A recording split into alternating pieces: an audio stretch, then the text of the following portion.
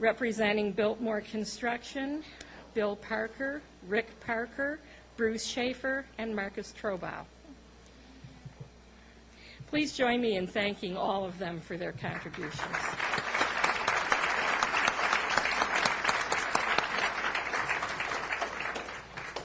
It is my pleasure to introduce our president, Bernie Machen. He's been here since January 2004, and it has been a busy time for the university as well as the library. Before coming to UF, Bernie served as president of the University of Utah, so he already had a good handle on legislature and state politics. With a doctorate in dental surgery from St. Louis University and a PhD in educational psychology from the University of Iowa, he covers both sides of modern universities.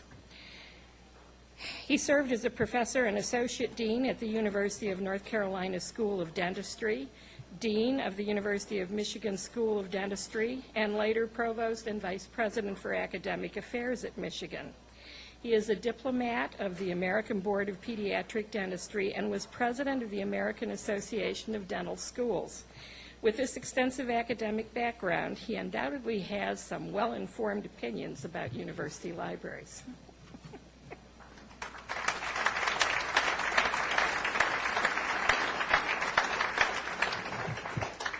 Thank you, Dale, and good afternoon, everyone. I'm sort of speaking through the trees to some of you, but that's where I usually am, hiding in the trees, so it works well for me. I do welcome you all here for this joyous occasion. It's a special time for the university when we can dedicate something that's so central to our being as this library.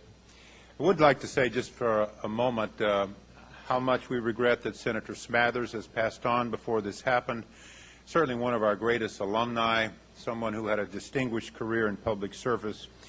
And I personally, and I know the university as a group, appreciates his recognition of and support for our libraries.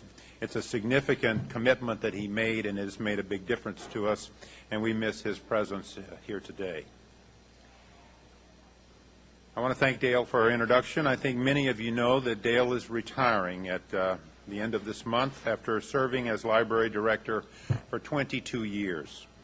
She leaves behind a long list of accomplishments and has a distinguished career in guiding our libraries during that time, including overseeing the digitizing of the card catalog and other significant technological changes here at the library. The Marston Science Library was opened and the Smathers Library was renovated on her watch. The original Library West was dedicated 40 years ago this spring.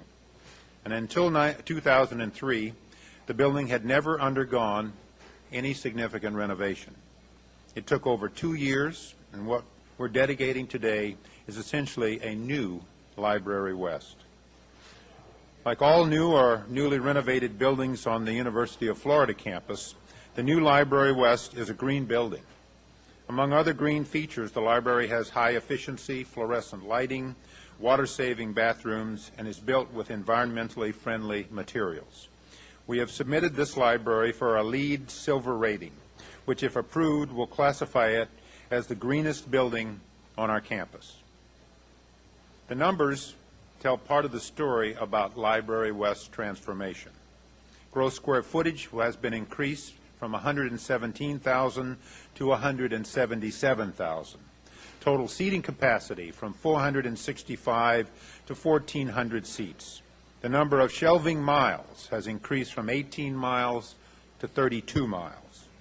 When the original Library West was built, it held perhaps 500,000 volumes. Today's its capacity is over 1.2 million volumes. And here's the rest of the story. We've gone well beyond adding seats and making room for more books. The library is designed to support in every way how our students today and our faculty learn and study. Students often work in teams today, and this library has 20 group study carrels. And most of all, this library embraces information technology.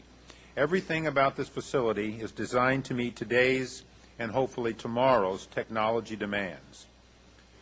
There are 126 general-use computers, 18 computers with specialized software in the Digital Media Center, and 8 digital microfilm readers. Everyone in the building has wireless access, and one of the group study rooms is equipped with full teleconferencing technology. This technology-rich environment enables students and scholars to simultaneously tap all the printed media, both past and present. Students can research newspaper archives on the digital microfilm scanner while at the same time referencing a book and using their laptops in search of an e-journal on the Internet. And it all happens right on their fingertips. When this library first acquired electronic referencing capabilities in the early 1980s, searching was difficult and also expensive. Scientists and scholars were charged $25 per search and were assisted by a librarian specially trained in this new and at the time very difficult technology. And of course, they can do it all today from home for free. Some may question the value of libraries in the information age, but I believe, if anything, they are only more essential. Nationwide, there are over 117,000 libraries. More than 60% of Americans have a library card. Library West clocks 7,000 visits a day. That's about 1.5 million visits per year. We circulate about 1 million volumes per year and distribute 40,000 volumes on interlibrary loans. Suffice it to say, we really do need that escalator and for it to keep running. So why do people come to libraries today? The obvious answer would be the books and the other resources. But the library also continues to play a role as a treasured place for learning and for quiet reflection, just as it has for the last century. Frances Mays, the author of Under a Tuscan Sun, earned her bachelor's degree in English here in 1962. She has said that at the University of Florida, I was passionately interested in literature. My best times were in the library. I took stacks of books into the music listening cubicles and read and reveled in chamber music. The library is also a meeting place. And I guess it does seem to help that we have a Starbucks. Students love Starbucks, and they love the one here. It's the first full-service Starbucks on our campus, and there's always a line. Books, coffee, and conversation naturally go together. The University of Florida libraries are known nationwide for their collections, including the Latin American, African studies, and the children's literature collections. We also have over 24 of the very rare and valuable incunable texts, the first printed books. These books were made between 1450 and 1500 AD, during the end of the era when books were still being hand-copied. We're very lucky to have them. This $30 million renovation has made this massive renovation possible, and it is symptomatic of our commitment to building a great public library system here at our university. Indeed, it is not possible to have a great university a goal to which we aspire without having a great library system. And I hope that you will join with me today in celebrating this great new Library West. Thank you.